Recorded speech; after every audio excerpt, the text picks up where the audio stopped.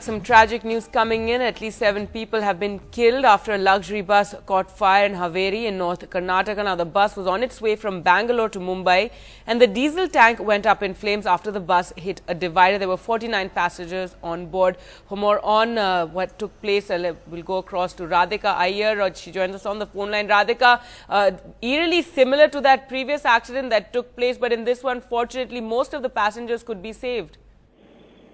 That's right. That's also because the bus was fortunately equipped, but that's not good enough given the details that are emerging now, Gargi, from the time we've been reporting are far more scary and horrific, in fact. Now, what has happened is that this particular bus from Bangalore bound to Mumbai was meant to reach Mumbai at 1 p.m.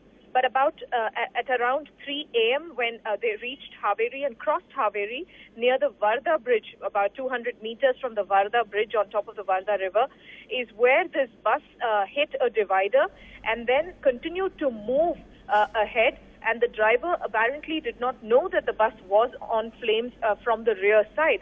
And from the moving, burning bus is when a few passengers from the rear side of the bus had cut open the emergency window and jumped out of the burning bus. 7 people could not escape. One of them, of the 7, is a child, I'm told, about 1.5 years old, burnt alive. And these are the horrific details that we can share with you at this moment.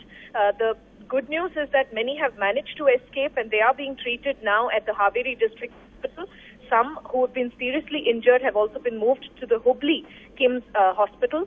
We've been speaking to the authorities there and also the police, who say that at this moment they're trying to get an account of the driver, whether he was too overworked, whether he was sleepy at the time he hit the divider, or whether the road was narrow, or whether he was, like it happens in all incidents or accidents on the highway, asleep or was speeding, rather over-speeding. These are some details that the driver needs to give an account of once he's been treated at the Haveri District Hospital, and his arrest is imminent at this moment. What I can also share with you now is that National Travels, a privately run travel company, is owned apparently by an MLA here in Karnataka.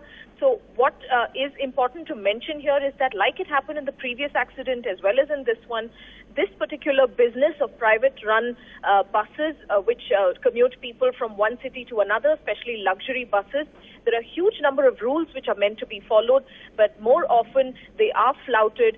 This particular business in Bangalore itself, for example, has grown by about 5 times in the last 15 years.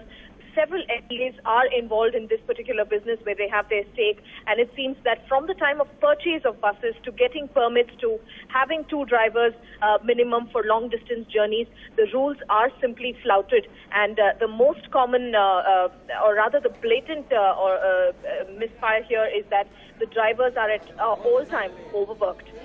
All right, Radhika, thanks so much for joining us there. So another tragic bus accident, 7 passengers killed. Fortunately, many of them did manage to escape.